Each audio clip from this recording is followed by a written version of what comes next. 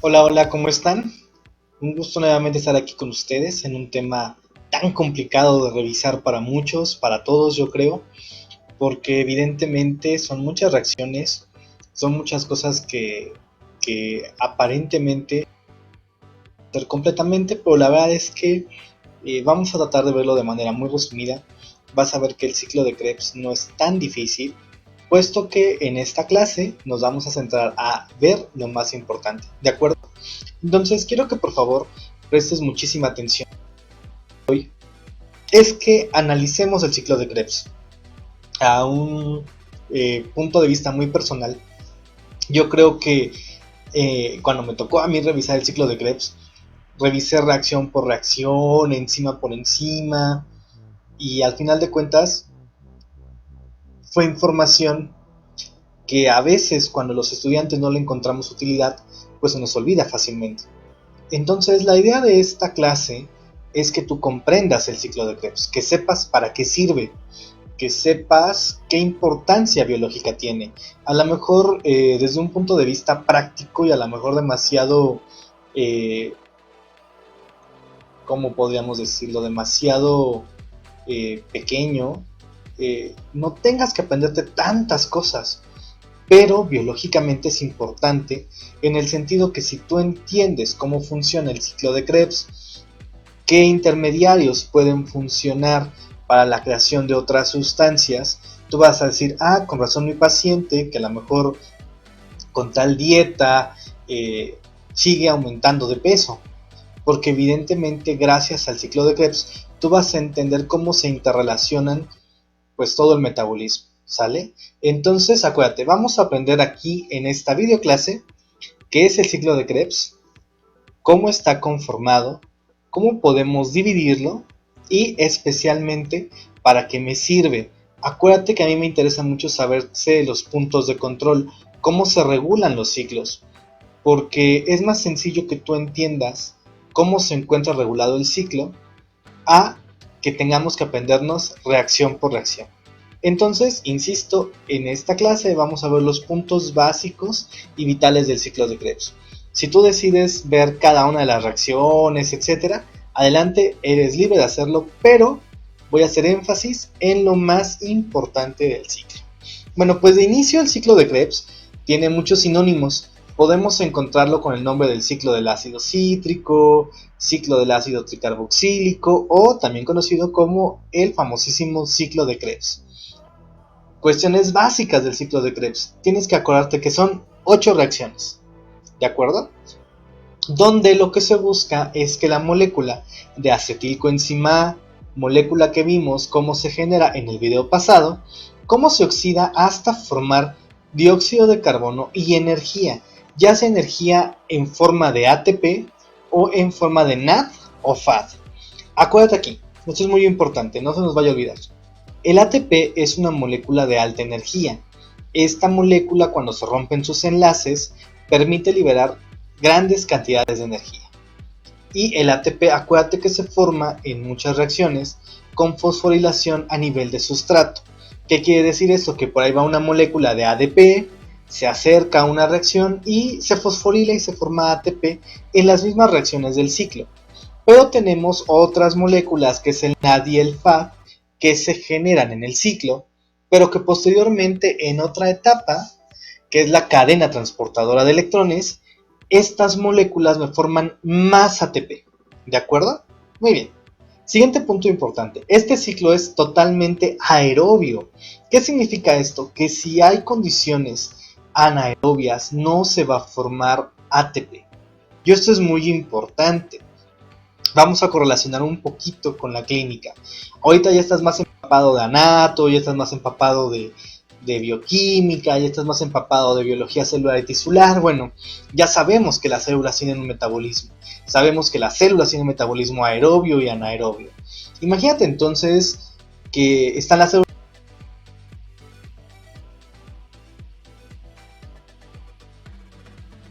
y que por alguna razón se tapa una arteria coronaria. Tú ya sabes, las arterias coronarias son las arterias que irrigan al corazón. Imagínate que una de estas arterias se tapa y no hay flujo sanguíneo. Ya no hay oxígeno. Por consiguiente, los cardiomiocitos ya no van a poder producir ATP por glucólisis y muchísimo menos por ciclo de Krebs. Por lo tanto, ¿qué ocurre? Los niveles de ATP caen de forma dramática. Acuérdate, hoy vamos a ver cuántas moléculas de ATP se generan de una molécula de glucosa cuando termina el ciclo de ácido, cuando termina el ciclo de Krebs. Entonces imagínate, ya no van a poder formar ATP. ¿Qué es lo que ocurre ahora? Esta célula, al no tener energía, ya no se puede contraer y la persona se infarta y, en un caso muy dramático, que pues llega a ser la mayoría de las veces, pues el paciente se muere, ¿no? Porque el corazón ya no late. Entonces fíjate que aquí es importante conocer que, es decir, en cómo se desarrolla la enfermedad, sí es importante conocer cómo funciona eso, a lo mejor no a detalle, pero sí saber que estos ciclos son aerobios. Por lo tanto, cuando hay ausencia de oxígeno, las células no producen ATP. Por lo tanto, se lesionan, se dañan, porque como tú sabes, hay varias bombas en las membranas de las células que requieren ATP. Y que si no hay ATP, pues esas bombas no funcionan, cambian las concentraciones de iones a través de las células se pueden superhidratar o se pueden deshidratar y al final se lisan, es decir, se rompen, ¿sale? Entonces, esto es punto muy importante. Siguiente, ¿dónde se localiza o dónde se lleva a cabo este ciclo? Se lleva a cabo en la mitocondria. ¿En qué parte? En la matriz mitocondrial. Sin embargo, hay una enzima que se llama succinato deshidrogenasa, la cual se va a encontrar en la membrana mitocondrial interna. Acuérdate, esto es simplemente mera introducción al ciclo de Krebs. Vamos a ver, ¿cuáles son las funciones de este ciclo? Acuérdate, muy importante. Número 1, es una vía común de oxidación para carbohidratos, para grasas y para proteínas. ¿Qué quiere decir? Quiere decir que el centro de todo el metabolismo, pues prácticamente va a ser el ciclo de Krebs, porque ahí van a tener parte muchas reacciones biológicas y por lo tanto, ahí puedes verlo hasta abajo. Aquí dice que es un ciclo de tipo anfibólico, no sé por qué puse anfibólico, es decir, que es tanto anabólico como catabólico, es decir, que es el centro de todo, donde se podrá consumir carbohidratos o se podrán generar carbohidratos, donde se quemarán grasas, donde se podrán generar grasas, etcétera, ¿sale? Aquí está, libera o genera ATP, tanto a nivel de sustrato como lo que te mencionaba previamente, como sus equivalentes reductores, que es el FAD y el NAD. Pregunta de examen, ¿cuántos ATPs produce el ciclo de Krebs por cada vuelta? 10 ATPs, ojo, por vuelta. Acuérdate que una vuelta sería la oxidación completa de una acetilcoenzima A. Y acuérdate que por una molécula de glucosa tenemos 2 acetilcoenzima A. Por lo tanto son 20 ATPs. ¿Sale? Por molécula de glucosa en el ciclo de Krebs. Todavía no estoy hablando de las ganancias netas, ¿sale? Bueno, aquí hay sustratos para la cadena transportadora de electrones, ya lo habíamos visto, el FAD y el NAD. Es fuente de precursores, fíjate. Hay unas moléculas que se llaman porfirinas. Las porfirinas se obtienen a través del succinilcoenzima A. Y hay algunos aminoácidos que se van a formar a partir del oxalacetato y el alfa-cetoglutarato. Obviamente hay intermediarios que regulan otras vías y como te decía, este ciclo de Krebs es tanto anabólico como catabólico. Ahora bien, son 10 reacciones, no nos vamos a aprender las 10 reacciones, no es la intención de mi clase que te aprendas las 10 reacciones, pero sí hay que saber que podemos dividirlas en varios estadios. El primer estadio es la unión de la acetilcoenzima A al transportador oxalacetato. Es decir, vamos a necesitar una molécula que me ayude a poder catabolizar a esta molécula. Y la molécula que utilizamos o el transportador es el oxalacetato.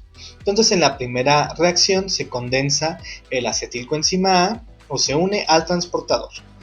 ¿Qué tipo de enzima? Pues es la citrato sintasa.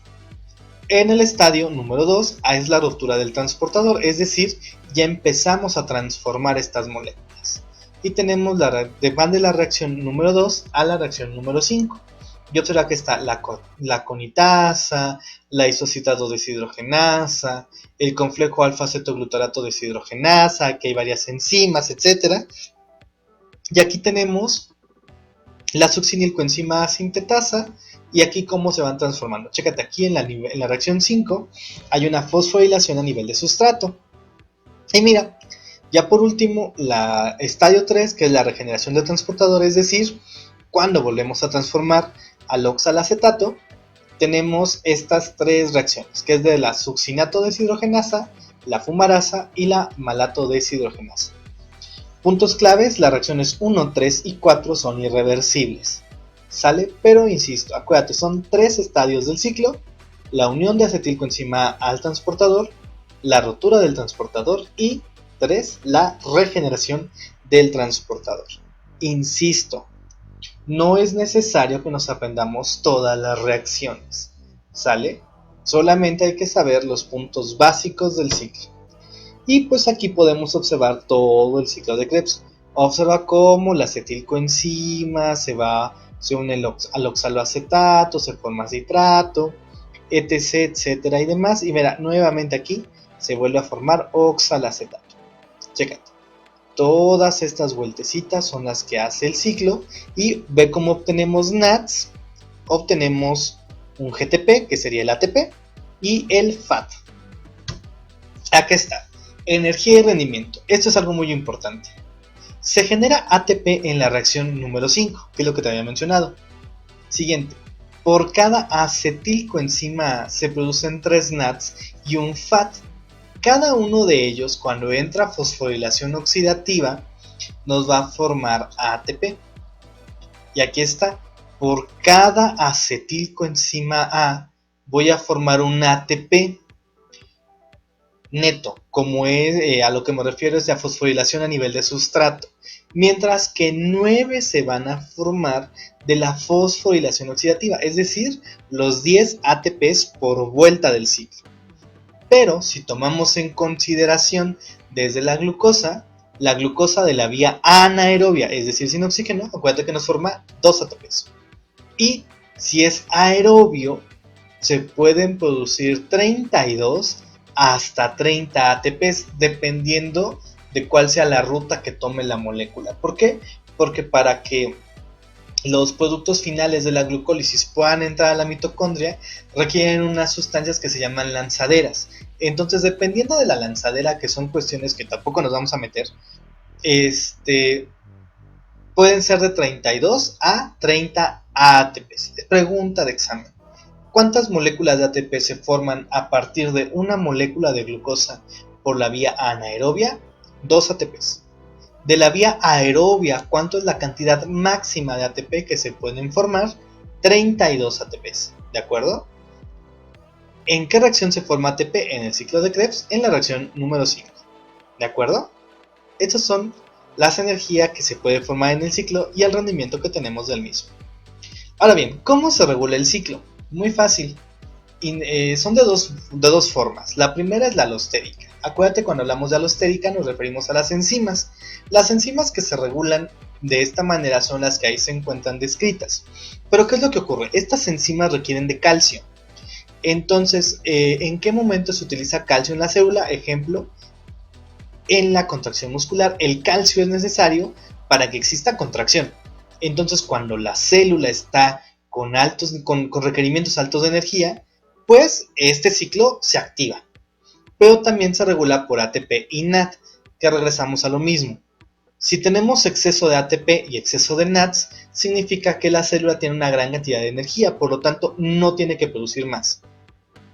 En pocas palabras, si hay mucho ATP y mucho NAD, se detiene el ciclo. Al contrario, si tenemos bajos niveles de ATP y bajos niveles de NAD, se activa el ciclo para obtener más energía. Y aquí nos habla desde el punto de vista respiratorio.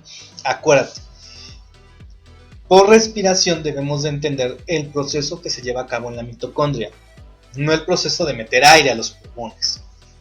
Entonces la parte respiratoria tiene que ver con las concentraciones de ATP, ADP y oxígeno, porque si no hay oxígeno, el ciclo no va a funcionar. Y si hay mucho ATP, tampoco funciona, porque tenemos exceso de energía. Pero si tengo oxígeno y tengo ADP, significa que mi célula no tiene energía. Por lo tanto, debe de activarse el ciclo para obtener energía. ¿De acuerdo? Ahora bien, punto importante del ciclo. En este ciclo vamos a producir sustancias que pueden ser empleadas para la generación de otras sustancias. Por ejemplo, lípidos. Los lípidos, que pueden ser ácidos grasos o colesterol, sustancias que ya sabemos que son, se van a generar a partir de la acetilcoenzima A. Los aminoácidos también se forman. Ejemplo, el aspartato es derivado del oxalacetato y el glutamato se deriva del alfa-cetoglutarato.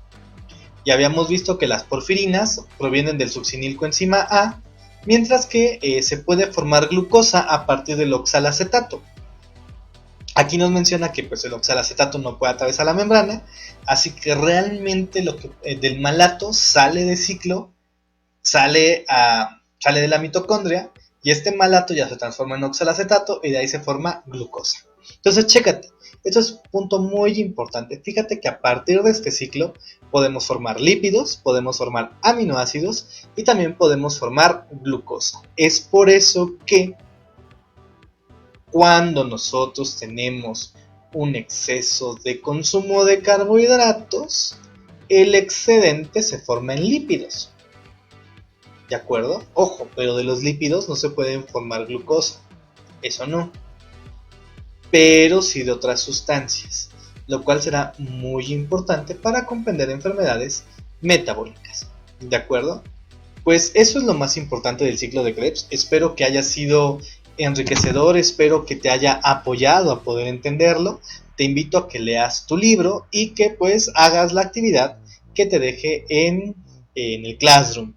Para aquellos que nada más vinieron aquí a ver la clase, pues espero que les haya servido. Ya sabes, aquí anota en la cajita de comentarios alguna duda, pregunta, comentario, sugerencia, que con mucho gusto yo resolveré en un ratito libre que tenga. Especialmente en diciembre, que la primera quincena de diciembre pues voy de vacaciones y pues tendré un poquito más de tiempo para hacer videos. ¿De acuerdo? Pues cuídense mucho y estamos en contacto.